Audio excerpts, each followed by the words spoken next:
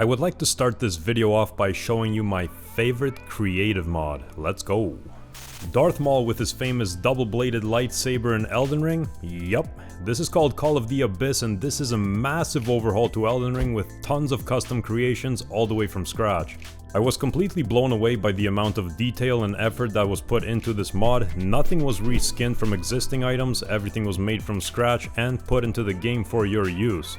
Once the mod is downloaded and installed, you'll go into your item crafting menu, and here you will find every single custom thing that this mod package has to offer. You got tons of custom weapons, lightsabers, different katanas. Scroll all the way to the bottom and this is where you'll find your armor sets.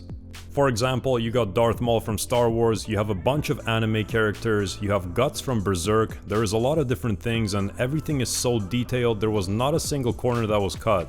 A lot of these custom weapons have their own special attacks too, just like this one. In addition, every single weapon is upgradable just like any official Elden Ring weapon would be. You also have your custom rolling and dodging animations. There is also a couple custom unique incantations and sorceries, but let's show you my favorite mod of all time, Seamless Co-op. This mod became the #1 most downloaded mod just a few weeks after it was released, and for all of the best reasons. It allows you to play Elden Ring from start to finish with all of your homies. In the normal version of Elden Ring, you can summon a cooperator, you can have your friend help you out with a boss fight, but the second the boss fight is finished, the lobby is disbanded and you're back to playing by yourself. There's no fun in that, this is different.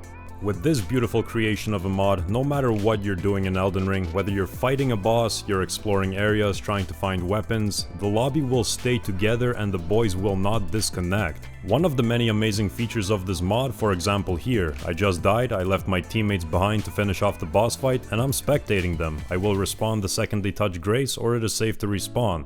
You can also go and upgrade weapons together, you can do quests together, everything is functional. Let's say one of the players wants to teleport to a Grace, right? It's gonna give you a prompt on the screen telling you that every single player needs to agree with this. If all players agree, you will all spawn together at that Grace. When I first downloaded this mod to get some footage for this video, I wasn't expecting it to be this flawless and connected. It completely changes the way multiplayer feels in Elden Ring and it completely connects everybody together. I played for a lot longer than I intended, believe me. Next up on the list we have a mod that allows you to summon bosses. When boss summoning mods first came out, it was very complicated. You had to go and change a bunch of parameters, make sure everything matches, and it took a lot of time. But with this one, simply go to Merchant Kale, go down to his items, spirit summons, and you'll find every single thing he's got to offer. There is tons to choose from. You have custom NPCs, you got Ranni the Witch, you have Malenia the Blade of Miquella. You can also summon all 8 demigods at once, and I'll show you how that looks in just a little bit. When you find the one you want, very simple, purchase it just like you'd purchase any other item for free, then go into your inventory, select the summon into your spot, and summon away. What makes this mod special and complete in my opinion is the fact that every summon that's available to you will be true to how they would be if they were fighting you. That being said, they will deliver the same amount of damage, have the same amount of health, and another really cool thing is that they will follow you no matter what if you're fighting or you're not. Here is the example of me summoning all 8 demigods against Malenia. She stood no chance, obviously, but this is what it looks like. Very fun to do, very creative, obviously not the same amount of reward you would get by, defeating it legitimately, but this adds a nice fun twist to it.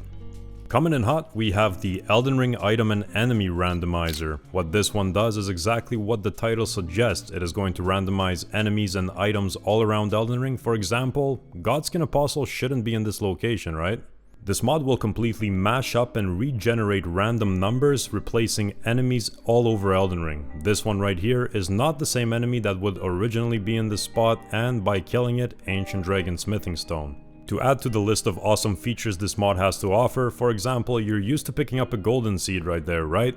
But you get a different armor piece and that's how it goes. If you've beaten Elden Ring once, twice, 3 times, maybe you're already on New Game 7, who knows, but this is going to completely add a new awesome twist to things. It's going to recreate every single environment and area, allowing you to play it differently. Before I show you the final mod that is literally game changing, believe me, I want to show you something that even the most experienced of players can learn from. This one is called Detailed Item Descriptions, and it does just that.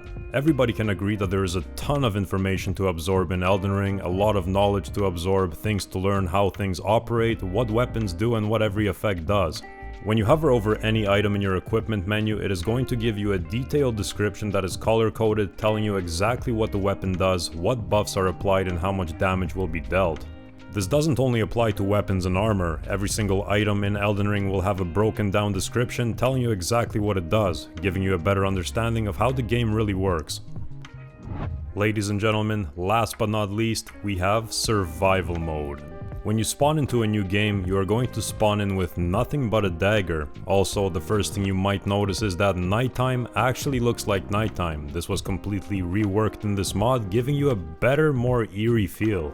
It would only make sense that for a survival mode you spawn in with bare minimum. The map is going to be minimized until you access more areas and pick up map pieces. In this mode, you won't be able to buy any weapons, and you also won't be able to find any weapons. That means killing bosses will not give you weapons. Instead, you are going to get items which you'll then be able to use to craft these weapons, and all of the requirements are in this menu.